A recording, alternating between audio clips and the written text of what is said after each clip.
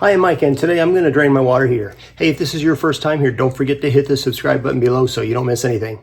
All right, so I'm going to drain this water heater today. I actually have two water heaters. The other one is super old. I mean like 20 years, and I'm concerned that if I look at it cross-eyed, it's going to leak and never stop, and I'll be forced to replace it. But this one, according to my serial number for Bradford White's website, tells me that it was made in July of 2019. It has not been flushed ever. You can see that I've got a ton of corrosion here on this, and this is a nice valve, but this stuff happens, I guess. So I'm going to there's a lot of ways to do this. I'm going to turn this to vacation mode. You can certainly turn it off. May not be a bad idea. You just have the issue of relighting it once you're finished. I'm going to screw a hose to that, and this really is not rocket science, but there's a couple of different schools of thought on this. One is turn the water off and let gravity drain it down. I am not of that school. I prefer the water pressure, so I keep the pressure on at the top and just let the force of the water help to agitate the sediment on the bottom of this. Now, I have to say that I have a whole house water filter in this house, so it may not be horrible, but after 4 years, I got to think I'm going to have some stuff come out of it. So I'm going to stick the hose out in the street, and I'll be right back.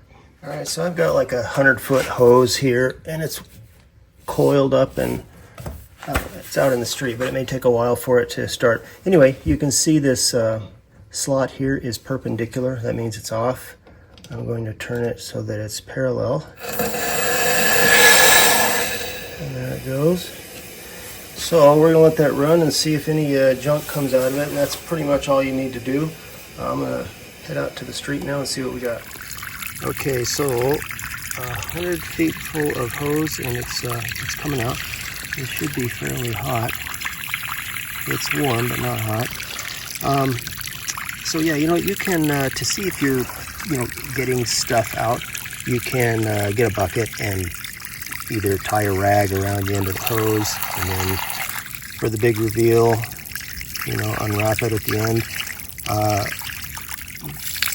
That's, I don't know, if you're into the theatrics, great. You can see there's some white crap that's kind of backing up down here, around there. So the little sand particles you're not going to really see. The bigger chunks of stuff you will see.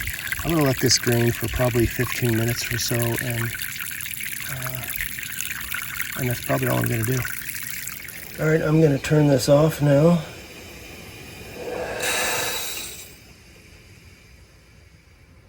And I'll probably have some runoff out of here.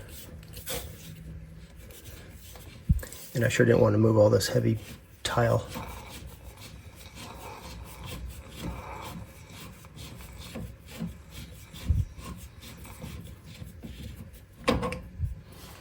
All right, easy as that. All right, so I'm going to turn this heat back on. You can hear it fire up. And you know what, geez, I forgot exactly where it was. So I'm going to just kind of put it a little bit above warm, and if it's not hot enough, I'll dink it up a little bit. And then I'll plug in the recirculating pump right here again. I did unplug that as I was doing this. And then we'll go check out the street.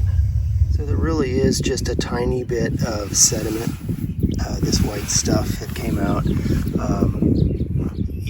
I would expect that without a whole house water filter, this would have been really bad, but the filter certainly helps, and it's a small micron water filter that I put in there. It's on previous videos that I've done. So 4 years without having ever flushed that, it came out spick and span, so I guess that's a testament to the whole house water filter I have. Now, I hope this video helped you. If you have any questions or comments, leave them in the comment section below.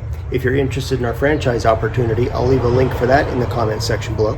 Don't forget to hit the subscribe button, and we'll see you next time.